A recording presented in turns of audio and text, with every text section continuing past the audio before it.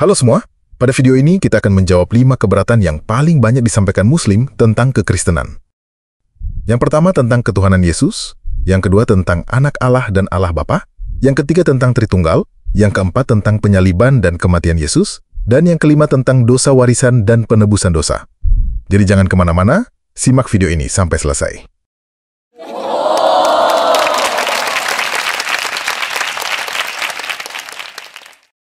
Oke, kita mulai dari ketuhanan Yesus.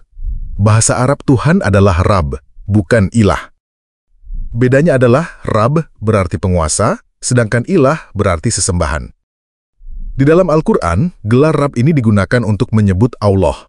Tetapi Rab ini bukan hanya digunakan untuk Allah di dalam Al-Quran.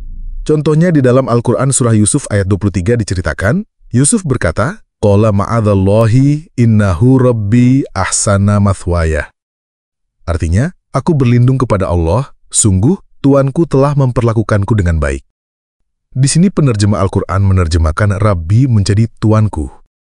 Dan yang disebut Rab oleh Yusuf di situ adalah seorang manusia. Orang Mesir yang membeli Yusuf. Jadi Rab itu berarti Tuan, penguasa, baik di dalam bahasa Alkitab maupun di dalam bahasa Al-Quran. Bedanya Tuan dan Tuhan adalah Tuhan itu berarti Tuan di atas Tuan, Tuan yang tertinggi.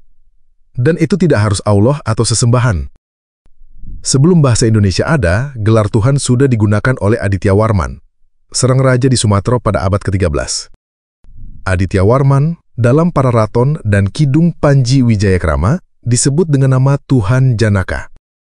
Terjemahan Alkitab oleh Albert Cornelius Ruil pada abad ke-17, sebelum bahasa Indonesia ada, sudah menggunakan gelar Tuhan untuk Yesus. Sekarang ini, di dalam Alkitab LAI Bahasa Indonesia, Rab dan ilah diterjemahkan menjadi dua kata yang berbeda. Rab diterjemahkan menjadi Tuan dan Tuhan, sedangkan ilah diterjemahkan menjadi Dewa dan Allah. Lawan kata Tuhan bukan manusia, bukan juga makhluk. Lawan kata Tuhan adalah hamba atau budak. Jadi bukan orang Kristen yang mengubah kata Tuan menjadi Tuhan bagi Yesus, tetapi bahasa Indonesia yang mengalami perubahan makna Tuhan dari Tuan menjadi Dewa. Hal ini disebabkan penerjemahan Al-Quran yang menerjemahkan kata Rab dan ilah sama-sama menjadi Tuhan. Ditambah dalam sila pertama Pancasila berbunyi, ketuhanan yang Maha Esa. Sehingga orang Indonesia tidak mengerti apa bedanya Rab dengan ilah. Jadi kalau kamu bertanya, kok Tuhan dilahirkan, kok Tuhan makan, dan lain-lain, itu kamu salah bertanya, karena kamu tidak mengerti apa arti kata Tuhan. Di dalam Alkitab Bahasa Jawa, kata Rab ini diterjemahkan menjadi Gusti. Ada sebutan Gusti Allah di dalam Alkitab Bahasa Jawa, dan tentu saja Gusti Yesus. Saat ini ada banyak orang yang pakai gelar Gusti di Indonesia.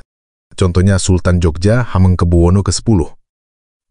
Bertanya kenapa Tuhan dilahirkan, makan, dan lain-lain, sama dengan tanya kenapa Gusti dilahirkan, makan, dan lain-lain.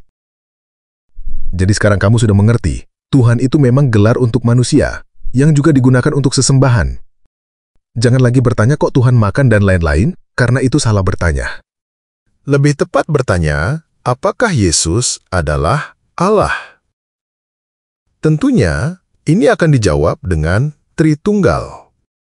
Tetapi sebelum itu, kita masuk dulu ke keberatan kedua, tentang sebutan anak Allah dan Allah Bapa.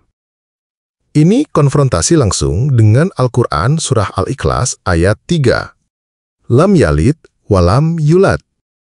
Penerjemah Al-Quran menerjemahkannya, dia tidak beranak dan tidak pula diperanakan.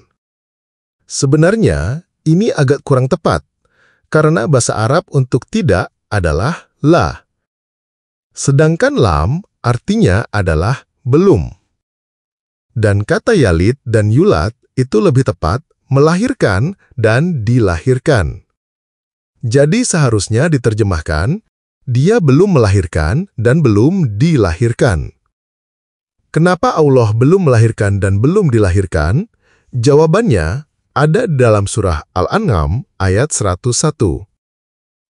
Badius samawati wal ardi, anna yakunu lahu waladun, walam takun lahu sahibatun. Di sini, kembali penerjemah Al-Quran menerjemahkan lam yang seharusnya belum menjadi tidak. Dia Allah, pencipta langit dan bumi. Bagaimana mungkin dia mempunyai anak, padahal dia tidak mempunyai istri. Jadi, menurut Al-Quran, Allah belum punya anak, belum punya walad, karena dia belum punya istri, belum punya sahibah, secara fisik, secara biologis. Pertanyaannya, apakah dua ayat Al-Quran ini membantah sebutan anak Allah di dalam Alkitab? Sama sekali tidak. Karena anak Allah di dalam Alkitab bukan bermakna fisik biologis. Sama seperti ketika kita berkata, aku anak Indonesia. Indonesia kawin sama siapa sehingga punya anak seperti kamu? Tentunya, pertanyaan Indonesia kawin sama siapa tidak relevan untuk membantah istilah anak Indonesia. Indonesia tidak kawin dengan siapa-siapa, tetapi kita tetap anak-anak Indonesia. Karena istilah anak tidak selalu harus bermakna fisik biologis. Istilah anak Indonesia berarti berasal dari Indonesia. Begitu pula, anak Allah berarti berasal dari Allah. Bukan berarti Allah kawin dengan siapa secara fisik biologis. Ki Hajar Dewantara disebut Bapak Pendidikan. Ki Hajar Dewantara kawin sama siapa sehingga punya anak bernama Pendidikan? Tentunya, Ki Hajar Dewantara disebut Bapak Pendidikan bukan karena dia melakukan hubungan dengan istrinya, lalu istrinya melahirkan anak bernama Pendidikan. Tetapi karena Ki Hajar Dewantara melahirkan gagasan tentang pendidikan, dan itu bukan karena dia melakukan hubungan dengan siapapun. Kita sering menggunakan istilah melahirkan gagasan, dan itu tidak masalahkan. Lagi pula, Islam percaya Nabi Isa dilahirkan oleh Maryam tanpa ayah biologis. Kenapa Maryam bisa melahirkan tanpa suami? Sedangkan Allah tidak bisa melahirkan tanpa istri. Lagi pula, siapa yang membuat Maryam melahirkan? Bukankah semua Muslim berkata, yang membuat Maryam melahirkan adalah Allah? Kalau Allah yang membuat Maryam melahirkan, bagaimanapun juga caranya, siapa bapaknya Nabi Isa? Jadi, Al-Quran sama sekali tidak membantah sebutan anak Allah maupun Allah Bapa yang digunakan di dalam Alkitab. Yesus disebut anak Allah karena dia berasal dari Allah, seperti kita disebut anak Indonesia karena kita berasal dari Indonesia. Allah disebut Bapa karena dia adalah sumbernya, seperti Ki Hajar Dewantara disebut Bapak Pendidikan. Dan melahirkan tidak selalu harus punya istri. Kita semua bisa melahirkan gagasan tanpa punya istri. Jadi sekarang kita menjawab keberatan ketiga, tentang Tritunggal. Ini menyambung dari sebelumnya. Yesus adalah Tuhan dalam arti Tuhan, Yesus adalah anak Allah dalam arti berasal dari Allah. Tentunya, sampai di sini teman-teman yang Muslim bisa menerima dalam pemahaman Yesus sebagai manusia. Lalu apakah berarti Yesus bukan Allah? Muslim terjebak dalam false dikotomi, kalau Allah pasti bukan manusia, kalau manusia pasti bukan Allah. Ini disebabkan tidak membedakan benda abstrak dengan benda nyata, tidak membedakan antara benda gaib dengan benda wujud. Manusia jelas adalah benda nyata, wujud. Allah adalah benda gaib atau benda wujud. Di dalam Kristen jelas Allah Bapa adalah benda gaib. Yohanes 1 ayat 18 berkata, tidak seorang pun pernah melihat Allah. Di dalam Islam bingung. Ada yang berkata gaib, ada yang berkata wujud. Kalaupun mau berkata Allah itu gaib dan wujud, bagaimana penjelasannya dari gaib jadi wujud, dari wujud jadi gaib?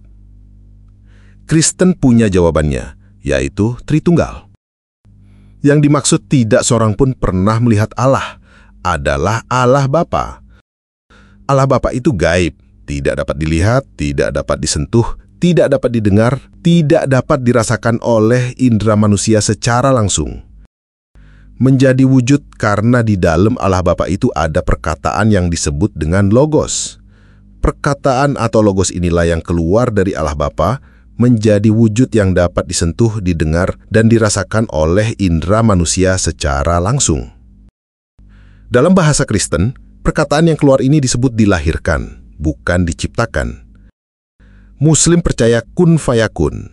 Allah berfirman, jadilah, maka jadi. Firman Allah itulah yang disebut dengan logos. Dan logos itulah yang menciptakan segala yang ada, baik yang gaib maupun yang wujud. Bagi Kristen, logos itu adalah Allah. Berbeda dengan Allah Bapa karena logos itu sudah keluar dari Allah Bapa, tetapi satu dengan Allah Bapa.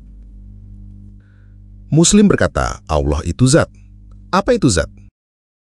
Zat Allah. Apa itu zat Allah? Islam tidak memberikan penjelasan yang baik tentang hal ini, sehingga banyak orang salah kaprah, mengira zat itu seperti zat padat, cair, dan gas, atau mengira zat itu berarti atom, partikel, atau materi. Padahal bukan itu maksudnya. Zat itu artinya hakikat, sesuatu yang menjadi inti keberadaan sesuatu. Supaya lebih jelas lagi, hakikat itu adalah sebuah konsep, definisi, penjelasan tentang sesuatu, yang membuat sesuatu itu adalah sesuatu. Manusia adalah hakikat. Ada hakikat manusia dan penjelasannya panjang lebar, yang intinya adalah apa itu manusia, apa yang membedakan manusia dari binatang atau benda-benda lain. Itulah hakikat atau zat. Dan pada hakikatnya, kamu adalah manusia, saya adalah manusia, kita semua adalah manusia. Dan tidak cuma Allah dan manusia yang adalah hakikat. Semua benda ada hakikatnya, ada konsep, definisi, penjelasannya yang menjadi inti keberadaannya.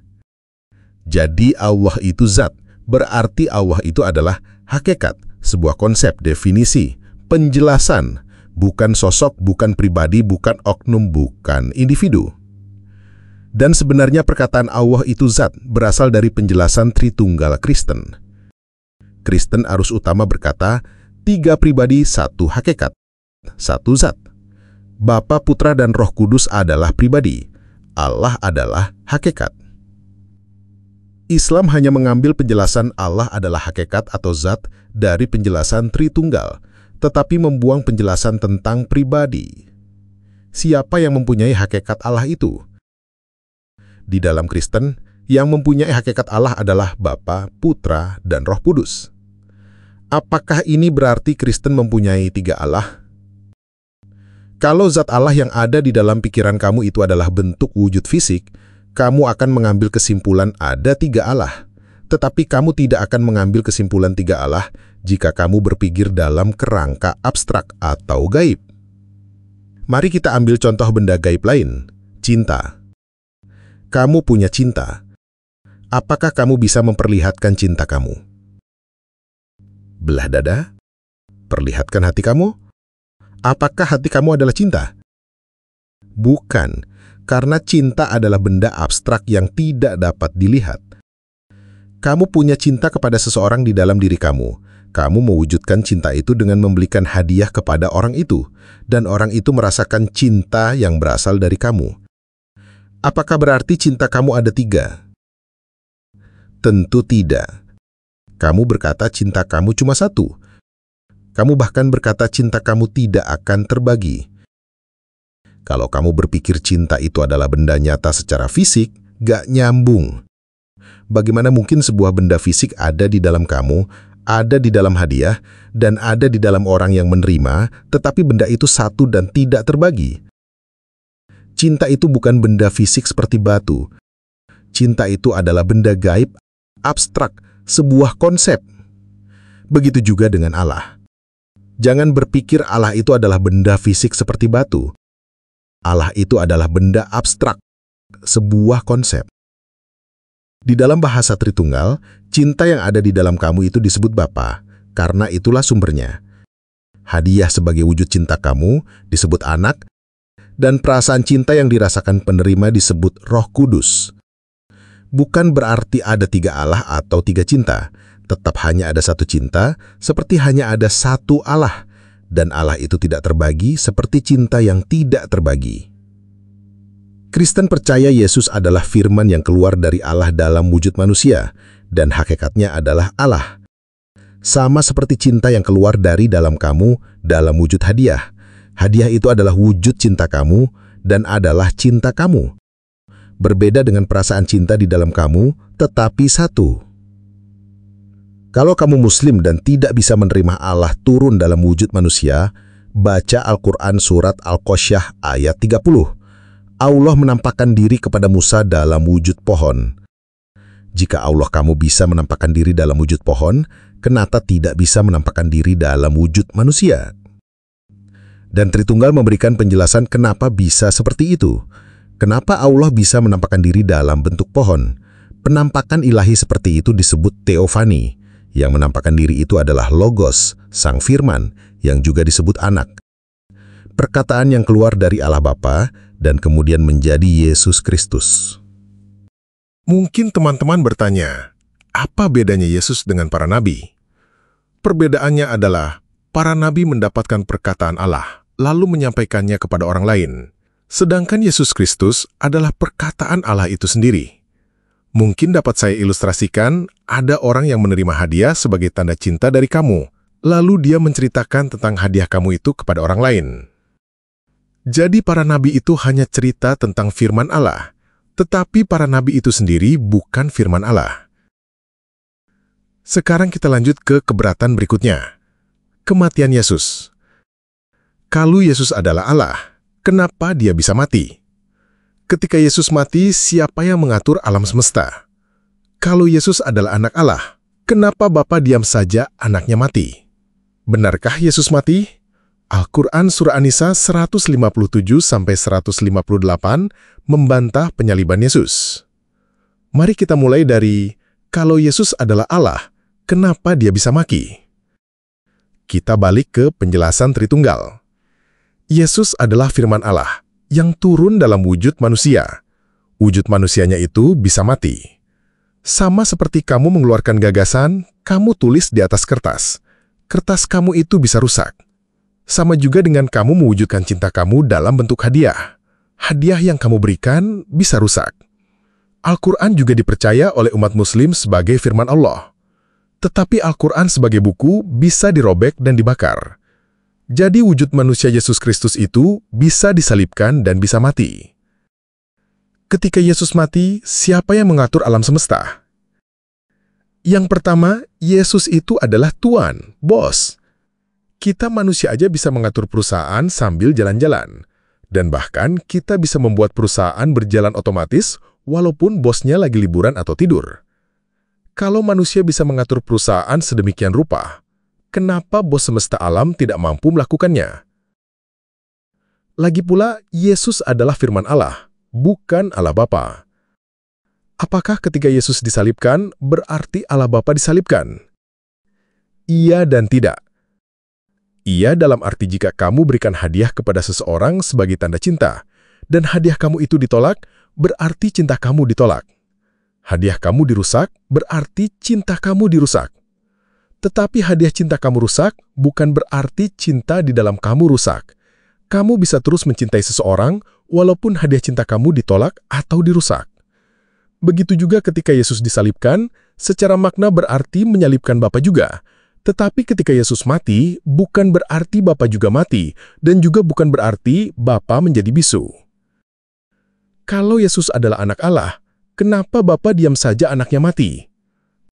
Jawabannya adalah, Bapa tidak diam saja anaknya mati. Pada hari ketiga, Yesus bangkit dari kematian. Dan inilah yang disebut Injil, kabar baik, yaitu Yesus Kristus bangkit dari kematian. Maknanya bagi kita adalah, kita ini juga adalah anak-anak Allah, dan Allah Bapa juga tidak diam saja melihat kita mati. Dia juga akan membangkitkan kita seperti Yesus. Muslim percaya kebangkitan orang mati pada akhir zaman. Yesus adalah bukti bahwa kebangkitan setelah kematian itu sungguh benar ada. Kalau kamu menolak Yesus mati dan bangkit dari kematian, berarti kamu menolak bukti iman kamu. Nah, bagaimana dengan surah An-Nisa 157-158 yang menolak penyaliban Yesus? Yang pertama, penyaliban Yesus adalah fakta sejarah yang tidak terbantahkan. Satu-satunya bukti yang paling solid bahwa pernah ada seseorang bernama Yesus itu justru adalah penyalibannya. Peristiwa itu dicatat oleh orang Kristen, dicatat oleh orang Yahudi yang bukan Kristen, dicatat oleh orang Romawi yang bukan Kristen, dan bahkan dicatat oleh orang Yunani. Jika kita membantah penyaliban Yesus, kita membantah bukti-bukti sejarah Yesus pernah ada.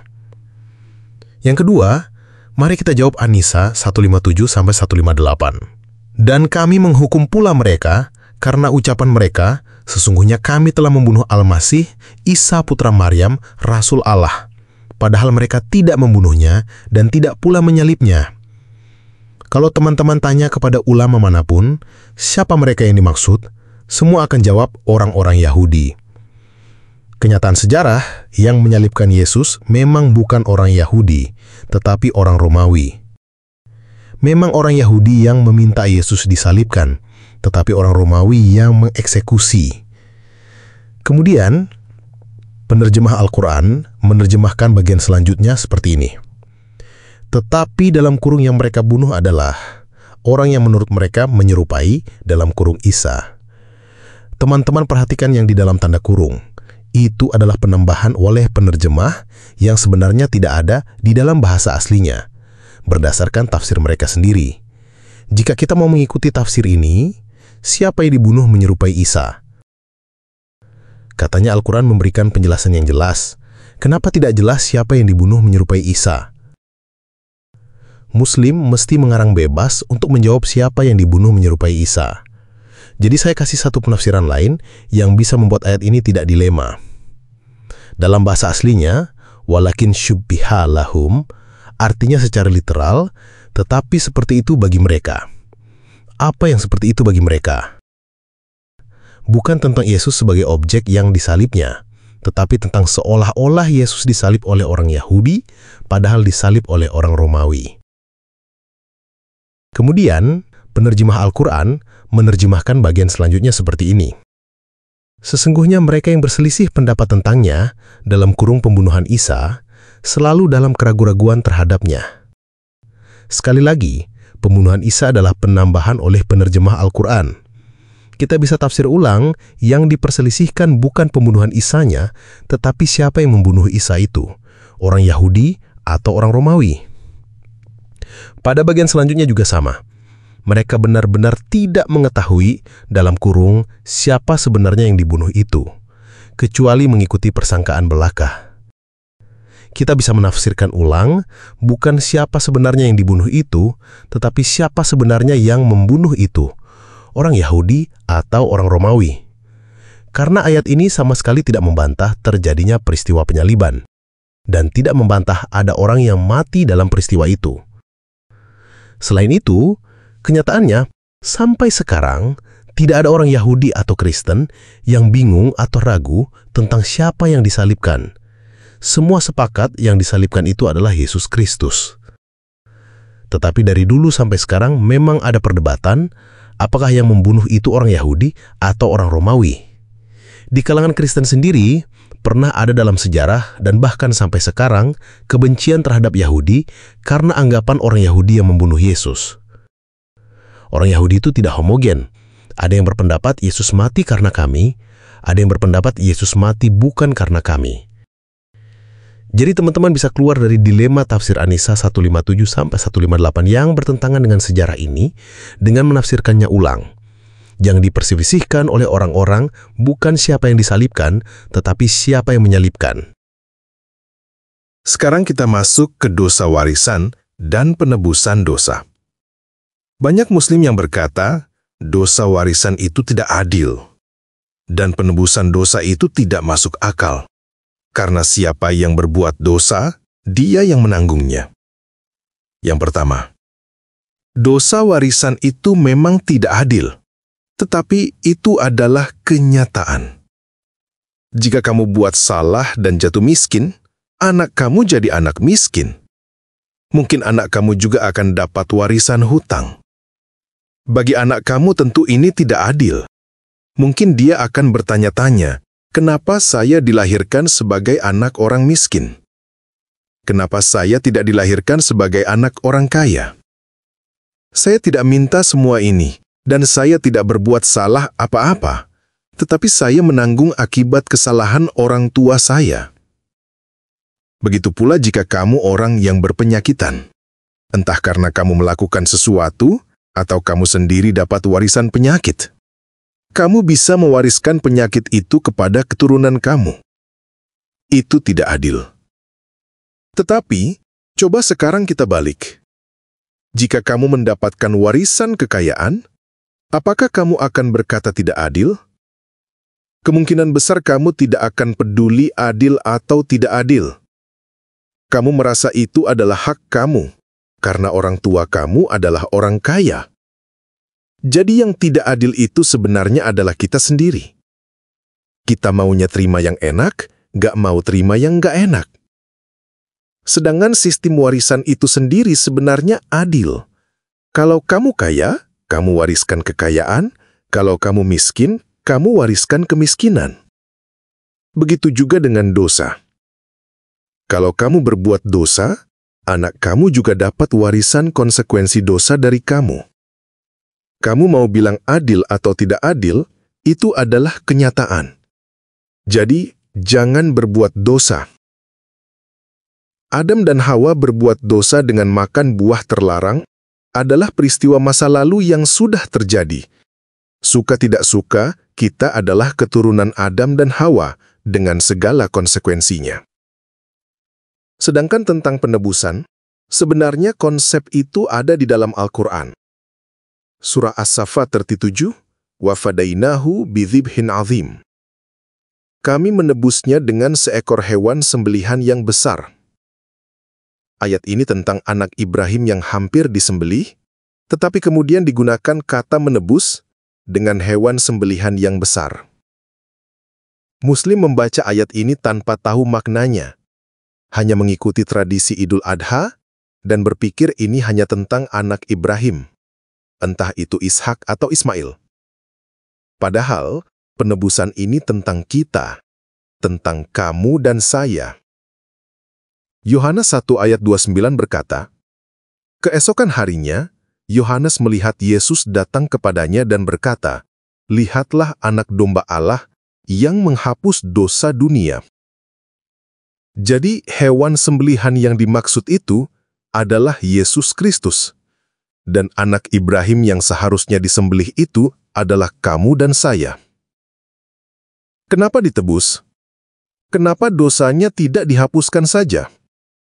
Karena dosa itu bukan cuma sekedar apa yang kamu lakukan, tetapi keinginan yang menyebabkan apa yang kamu lakukan. Kamu adalah budak dosa. Perbuatan kamu itu hanyalah mengikuti keinginan dosa yang selama ini menjadi Tuhanmu. Upah yang diberikan oleh dosa adalah maut, kematian. Karena kamu adalah budak, jadi kamu harus dibeli.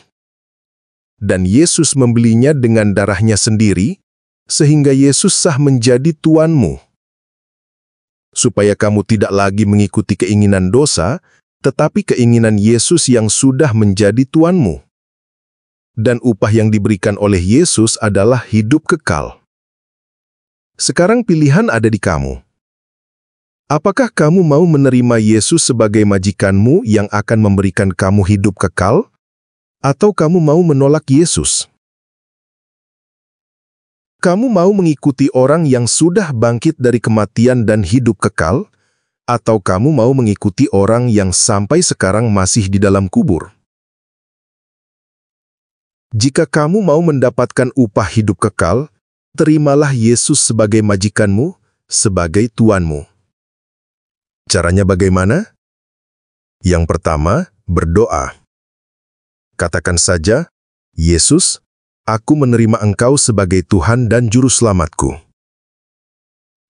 Setelah itu kamu baca Alkitab mulai dari Matius, dengarkan apa yang Yesus katakan, ke gereja, dan dibaptis. Oke? Sekian video kali ini, Tuhan Yesus memberkati. Aku percaya pada satu dewa, Sang Bapa yang Maha Kuasa, yang dari Dia segala sesuatu ada. Aku percaya pada satu Tuhan, Yesus Kristus Putra Tunggal Dewa, yang oleh Dia segala sesuatu ada. Aku percaya Sang Firman Dewa turun ke dunia dalam rupa manusia demi menyelamatkan kita dari dosa. Dikandung Roh Kudus, dilahirkan Maria, disalibkan, mati dan dikuburkan, bangkit pada hari yang ketiga, naik ke langit, duduk di kanan Bapa, akan datang kembali di akhir zaman, hakimi yang hidup dan yang mati.